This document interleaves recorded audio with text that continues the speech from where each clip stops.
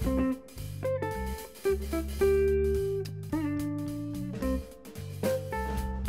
kawan-kawan, balik lagi dengan saya Riki Ananda di podcast Tanya Dok. Di mana kita di sini akan membahas mengenai berbagai permasalahan, terutama mengenai estetika dan anti-aging, kesehatan gigi dan mulut, dan juga penyakit kulit dan kelamin. Hari ini saya tidak akan sendirian, karena saya akan ditemani oleh dokter spesialis kami, dokter ahli kami juga, yang dimana tema kali ini kita membahas penting banget buat wanita, karena kita akan membahas vaginitis yang itu erat kaitannya dengan area intim atau organ intim wanita. Kita akan langsung sapa saja Dr. Margaret. Ya. Selamat jam segini. Selamat siang. Karena ini kan nontonnya pasti dari pagi, siang, sore, sampai malam, Dok. Iya. Terima kasih sudah menyempatkan waktunya. Ya. Dan kali ini kita akan bahas lagi mengenai berbagai masalah, Dok. Dan kali ini kita akan bahas mengenai vaginitis. Iya. Mungkin pasti banyak yang belum tahu juga mengenai vaginitis seperti apa, terutama bahkan untuk wanita, bahkan saya laki-laki juga belum tahu. Vaginitis itu sebenarnya apa, Dok? Dan bagaimana?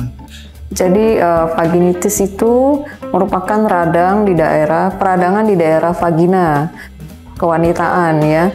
Pemicunya apa, Dok? Pemicunya itu bisa macam-macam ya Pak ya, bisa infeksi atau non-infeksi. Infeksi bisa dari bakteri, bisa dari jamur, bisa dari parasit. Kalau yang non-infeksi bisa dari paparan terhadap zat kimia tertentu, misalnya dari sabun yang nggak cocok, seperti itu Pak. Kalau seseorang yang sudah terkena vaginitis, Dok, biasanya ada gejala-gejalanya tidak, Dok?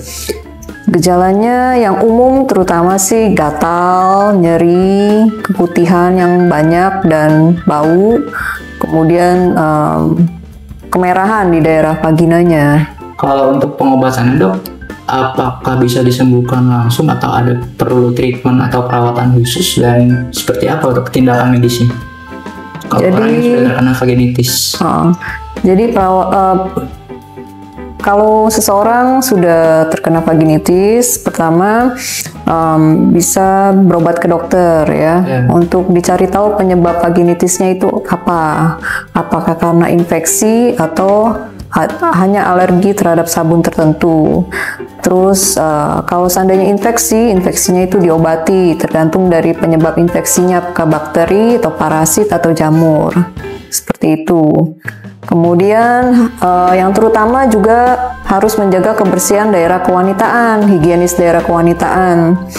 Terus sebaiknya sih jangan pakai sabun pencuci daerah kewanitaan, terutama yang ada parfumnya yang beraroma wangi gitu, karena gitu justru kurang. Karena itu bisa membunuh bakteri yang baik gitu.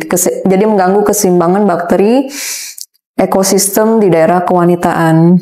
Jadi bakteri yang baiknya mati, bakteri yang nggak baiknya berkembang biak jadi banyak, jadi bisa lebih menginfeksi begitu Pak. Berarti sebetulnya sabun yang seperti itu malah justru kurang bagus ya, Dok? Iya, jadi sebaiknya hindari douching kewanitaan gitu. Terus kalau misalkan sudah diobati, Dok, orang yang terkena vaginitis itu supaya tidak muncul lagi atau kena lagi atau terdampak lagi, gimana? Supaya tidak muncul lagi ya terutama dengan menjaga higienis daerah kewanitaan pertama, kemudian bisa menggunakan pakaian yang terbuat dari katun ya, karena itu menyerap keringat, mencegah timbulnya jamur. Kemudian juga ya tadi sebisa mungkin tidak menggunakan douching untuk membersihkan daerah kewanitaan. Ada lagi, Dok, yang ingin disampaikan atau cukup dari vaginitis kali ini? Kemudian kalau seandainya sudah terinfeksi atau mengalami gejala, gatal, kemerahan, atau keputihan yang banyak, sebaiknya segera berobat ke dokter untuk diobati supaya tidak menimbulkan infeksi yang lebih lanjut seperti itu. Dan berobatnya di mana, Dok?